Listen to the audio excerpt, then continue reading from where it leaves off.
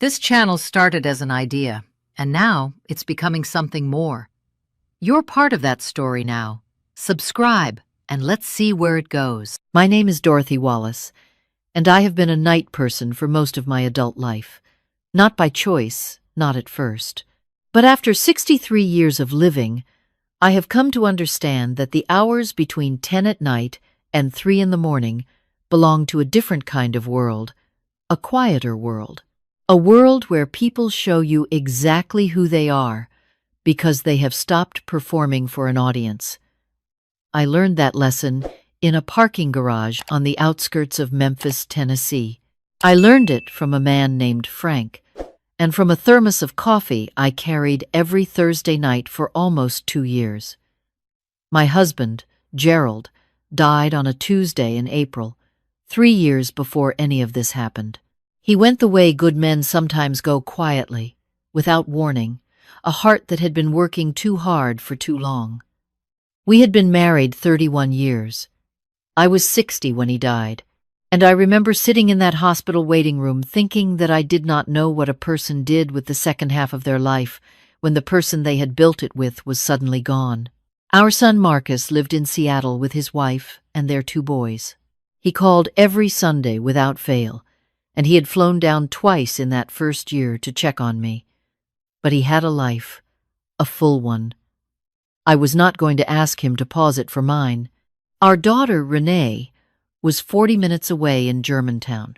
She came over on weekends sometimes, brought the grandchildren, sat with me at the kitchen table the way you sit with someone you are not sure how to talk to anymore. We had always been close, Renee and I, but grief does something strange to the space between people. It makes even the familiar feel uncertain. I went back to work 4 months after Gerald died. I had retired from teaching middle school English 2 years before that, and retirement had been wonderful when there were 2 of us. Alone, it was just silence with better lighting. A friend told me that the hospital system was hiring for medical records, night shift, good pay, no heavy lifting. I applied on a Wednesday and started the following Monday. The work was not glamorous. I sat at a desk in a basement-level office sorting, scanning, and filing patient records that had been flagged for incomplete information. Most of my colleagues were decades younger than me. They were kind, the way young people are kind to someone they feel slightly sorry for. I did not mind.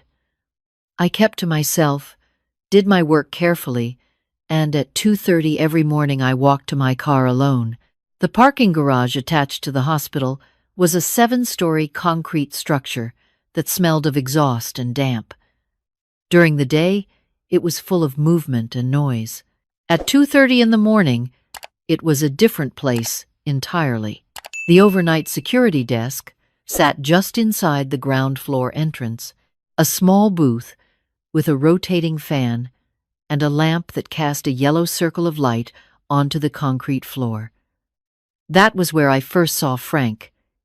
His full name was Franklin Delaney. He was 64 years old, a big man who had gone soft in the middle, with close-cropped gray hair and the careful, unhurried movements of someone who had learned long ago that most things were not worth rushing toward. He had worked that overnight post for 6 years. He knew every nurse, every orderly, every janitor who passed through that garage between midnight and 6 in the morning, by name, by face, and by the sound of their footsteps on the concrete. The first time I noticed him, really noticed him, was a Thursday night in late October. I had stayed an extra 40 minutes finishing a batch of records, and by the time I reached the garage, I was cold and tired and my feet hurt. I stopped at the booth to ask if the elevator on the east side was working again. It had been out for a week. He looked up from a paperback novel, sized me up in the way security people do, and said, yes, East Elevator was back. Then he looked at my thermos and said, unprompted, that he wished he had remembered to bring his coffee that night because the vending machine on the ground floor had been broken since Tuesday. I looked at the thermos. I looked at him. I said, hold on a moment. I poured half of what I had into the spare cup I kept in my bag. I had started carrying a spare cup without knowing why.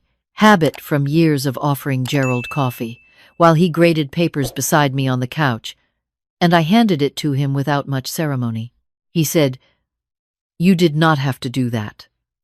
I said, "I know." I walked to the elevator. That was it. That was how it started. The following Thursday, I brought an extra thermos. Not because I had made some decision about it.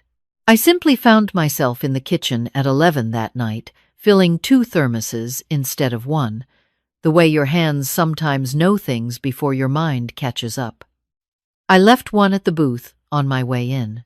Frank was on the phone and nodded his thanks. I waved and kept walking. By December, it was a routine. I brought coffee on Thursdays and on my other 2 shifts as well. Sometimes I brought biscuits I had made over the weekend, wrapped in foil that I would leave on the ledge of the booth. He never made a fuss about it, which I appreciated. He would just say, "Thank you, Mrs. Wallace," the way you thank someone for holding a door. Easy, no production. We did not talk much in those first months. Some nights I stopped for 5 minutes on my way out, and we exchanged a few sentences about the weather, about what was happening in the news, about the hospital and its particular brand of organized chaos. Other nights I just waved through the glass. There was no pressure to it, no obligation, and that ease was something I had not felt with another person since Gerald died. Gerald had been like that too, comfortable to be near without needing to fill the space.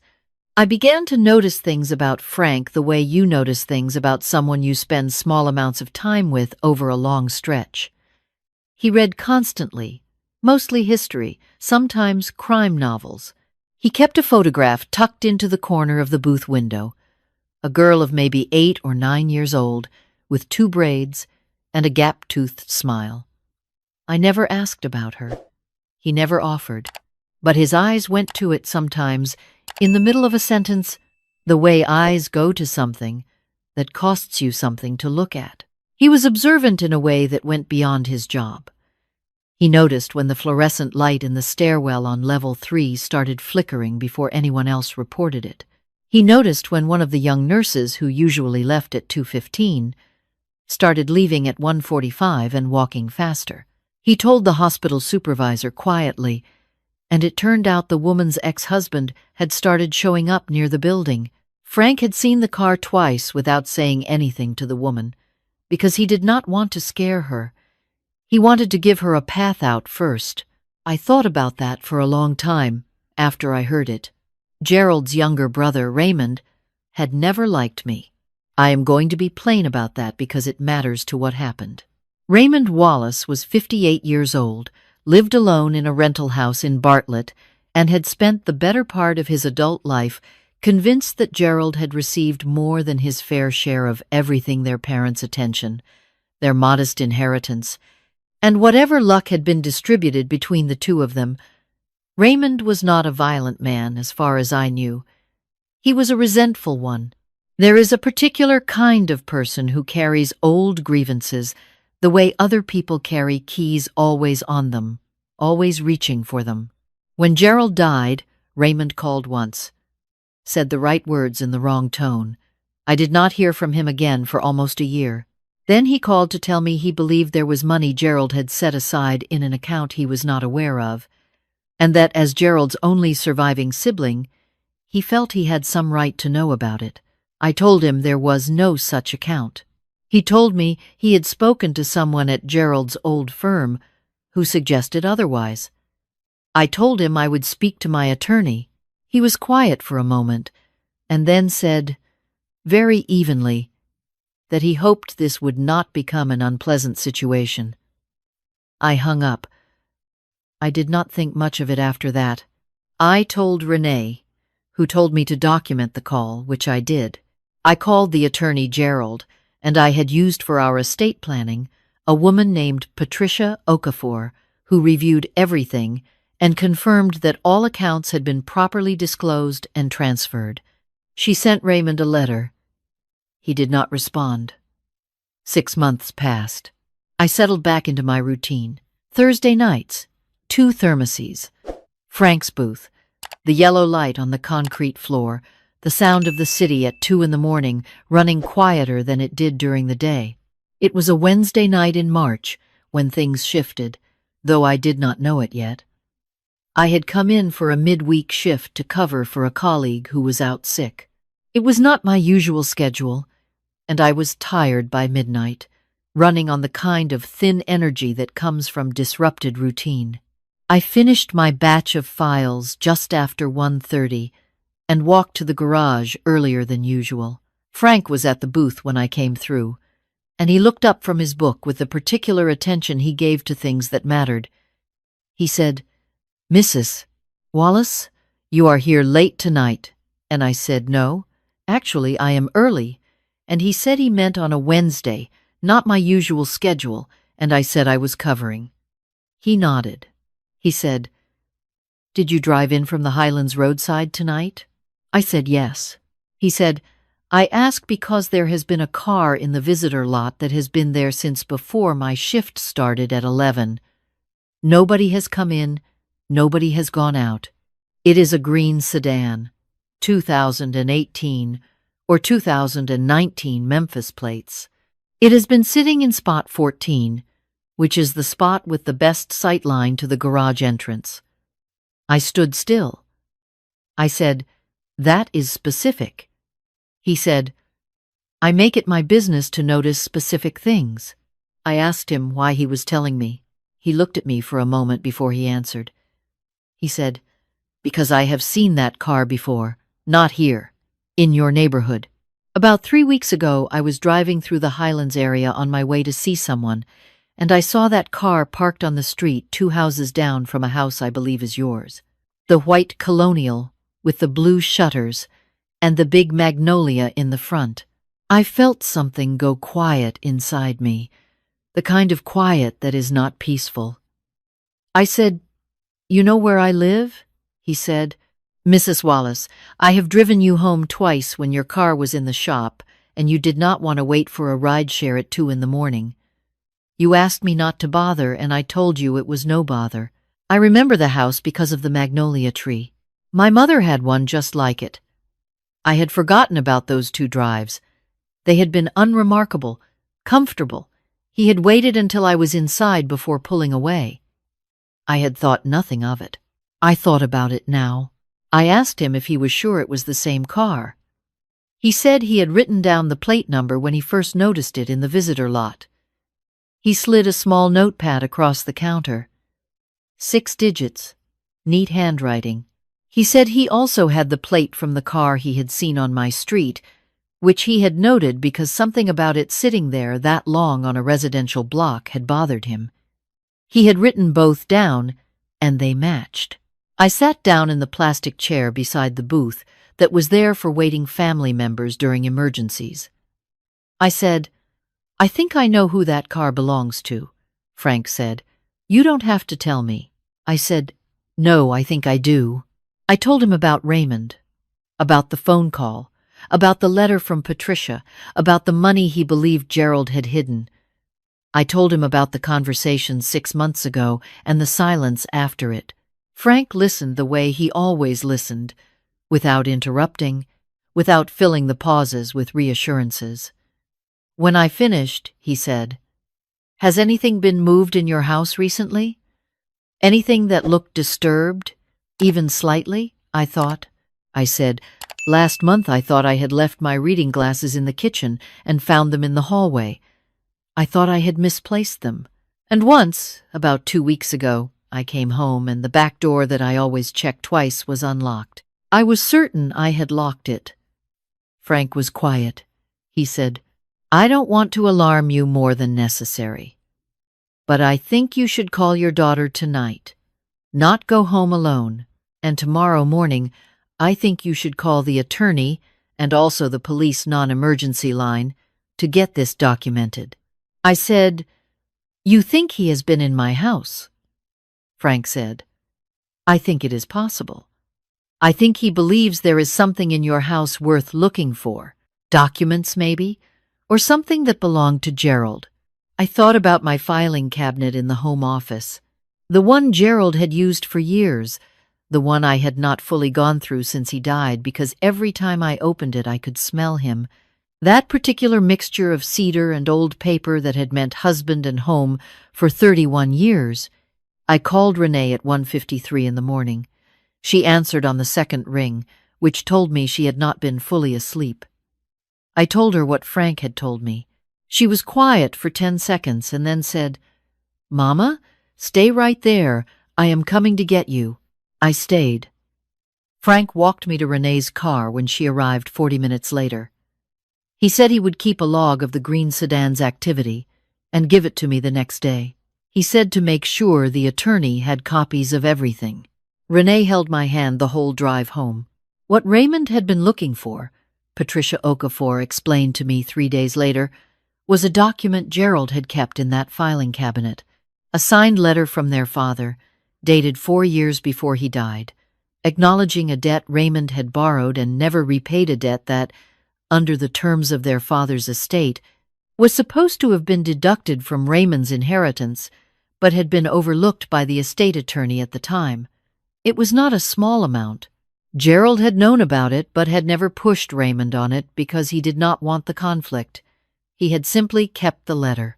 Raymond had apparently learned about the letter's existence from a cousin who had overheard something at the father's funeral, and he had spent the better part of a year trying to find it and destroy it before I discovered its significance.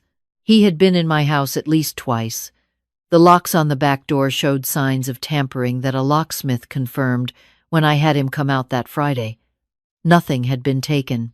He had not found what he was looking for because the filing cabinet was locked with a key I kept in my jewelry box, and the letter had been in a manila envelope at the very back of the lowest drawer underneath a stack of Gerald's old tax returns. I found it that Friday afternoon, sitting at Gerald's desk with my reading glasses on, going through every piece of paper he had ever saved. It took 4 hours. When I found the envelope, I sat with it in my lap for a long time before I opened it. Gerald's handwriting was on the outside. He had written Raymond's name, and the date and the words "hold for record." That was all. Inside was the letter from their father, and a short note in Gerald's handwriting that said, "I hope this never needs to be used, but I always thought it should be known." I put it in a new envelope and drove it to Patricia's office that same afternoon. Raymond was served with a civil suit 2 weeks later. His attorney called Patricia, and they settled within 60 days. I did not attend any of the proceedings. I did not need to. What I needed, it turned out, was to sit across from Frank at the diner 2 blocks from the hospital on a Thursday morning after our respective shifts ended, and drink coffee that someone else had made, and tell him that it was over. He listened to the whole thing the same way he always listened. When I finished, he said, "I'm glad you're all right, Mrs. Wallace." I said, "Dorothy, you have known me 2 years. You can call me Dorothy." He smiled. It was the first time I had seen him smile fully, not just the small acknowledgement he used at work, but the real version. He had a good smile. It made his whole face change. I asked him about the photograph in the booth, the girl with the 2 braids. He was quiet for a moment. He picked up his coffee and put it down again. Then he said, "That is my daughter. Her name is Angela. She is 26 now. We have not spoken in 4 years." I waited. He said, "I made a lot of wrong choices when she was growing up. I was not a bad man, but I was a selfish one, and I chose work over presents in ways that I told myself were providing, but that Angela experienced as abandonment." She told me that when she was 22, very clearly, in a letter I have read so many times the paper is soft at the folds. She said she needed time. I have given her time. I am still waiting. I said, "Have you told her you are waiting?" He said, "I send her a card on her birthday. Every year, I have not heard back." I said, "This year, instead of a card, write her a letter, a real one. Tell her what you told me just now." Use those exact words that you were not a bad man, but a selfish one. People can hear true things even when they are hard to say. He looked at me for a long time. He said, "That is teacher advice." I said, 30 years of it. It does not expire." He laughed. I laughed. Outside the window, Memphis was waking up the way it always did, slow and certain, the early trucks on the main road, and the light changing from gray to the particular pale gold of a spring morning. I thought about Gerald then, the way I thought about him most mornings, not with the sharp grief of the first year, but with something more like the feeling you get standing in a room that was once full of people. The people are not there anymore, but the warmth is. The room remembers them. I thought about how Gerald had kept that letter for 20 years, how he had kept it not to hurt his brother, but because he believed that true things ought to be recorded somewhere. How a man who taught himself to be fair had quietly protected me even after he was gone. I thought about Raymond, sitting in his rental house in Bartlett, and I did not feel angry at him. I felt something closer to tired, not for myself but for him, for what it costs a person to carry resentment that long, to let it grow into something that drives you to enter your dead brother's house in the night looking for a piece of paper. I hoped he would find something else to do with himself. I was not going to wait around to find out. 5 months later, on an evening in August, Frank called my cell phone. This was unusual. We were not phone call people. I answered on the first ring. He said, "Dorothy, I have something to tell you." I said, "All right." He said, "Angela called me this morning. She got my letter." He stopped. He said, "She called me, Dorothy. We talked for 2 hours." I sat down on my back porch. Through the magnolia tree, the light was coming in sideways, the way it does in late summer when the sun is dropping early. I could hear the cicadas starting up. I said, "Frank, that is wonderful." He said, "I wanted you to know, because you told me to write the letter." I said, "You would have gotten there yourself." He said, "Maybe. But you made it sooner, and sooner matters at my age." I knew what he meant.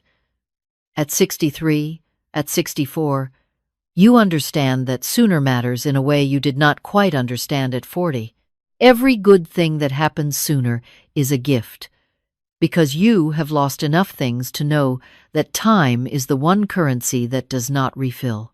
We sat on the phone for a minute without speaking, which was comfortable, the way silences between people who actually know each other tend to be. Then I said, "She should come to Memphis. The city is beautiful in October." He said, "I already asked." I said, "Good." I said, "Bring her to the diner." He said, "I will." I hung up and sat on the porch a while longer, watching the light move through the magnolia tree. The cicadas were very loud. Gerald had always loved that sound. He said it was the sound of a summer that knew it was almost over, trying to make sure you remembered it. I thought about kindness. Not the grand version, not the kind that gets monuments or stories told about it in churches. The small, ordinary kind. The kind that looks like 2 thermoses instead of 1. The kind that looks like a man writing down a license plate on a notepad because something in the back of his mind said, "Pay attention." The kind that looks like a woman sitting across a diner table saying, "Write her a letter, use those exact words." I had not brought Frank coffee to save my life. I had brought it because he was a person sitting alone in a parking garage at 2 in the morning, and I had a spare cup, and it seemed like the obvious thing to do. That was the whole of it. There was no strategy in it. No expectation of return. There rarely is, with the things that matter most. And yet, I still work the night shift. I tell people my age that I prefer it, and they look at me with a kind of gentle concern, the look people give you when they believe you are lonely, and covering it with productivity. I let them think what they want. The truth is simpler than they imagine. I work nights because the world is honest at 2 in the morning, because the people who are out at those hours are out for real reasons. They are working, They are caring for someone. They are keeping the lights on in the quiet hours so that everyone else can sleep safely. I work nights because Frank is there at the booth with his paperback and his yellow lamp, and on Tuesdays now he has a photograph of Angela on his birthday, 26 and smiling, her own daughter perched on her hip, her eyes shaped exactly like his. He put it next to the old one, the one with the braids and the gap-toothed smile. He showed it to me on a Thursday in November. He just pointed to it when I came through. No speech, no announcement. I looked at both photographs for a long moment. I said, "She looks like you." He said, "That is what her mother always told me." I left his thermos on the counter and walked to the elevator. Behind me, I heard him say, "Thank you, Dorothy." I did not know if he meant the coffee. I thought he probably meant more than that. At 63, I have learned that the most important things people say to each other are almost never about the thing they appear to be about. Thank you for the coffee. I am glad you are all right. Write the letter. These are the sentences that carry the weight, the real weight. Be kind. Not because you are keeping a ledger, not because you believe the universe is watching and taking notes. Be kind because there is a person in front of you who is cold or tired or alone in a parking garage at 2 in the morning, and you have what they need, and giving it costs you almost nothing. You never know what that nothing will grow into. I learned that from a thermos of coffee and a man named Frank who noticed a license plate before I knew there was anything to notice. I am Dorothy Wallace, and I have been a night person for most of my adult life. I would not change a single hour of it.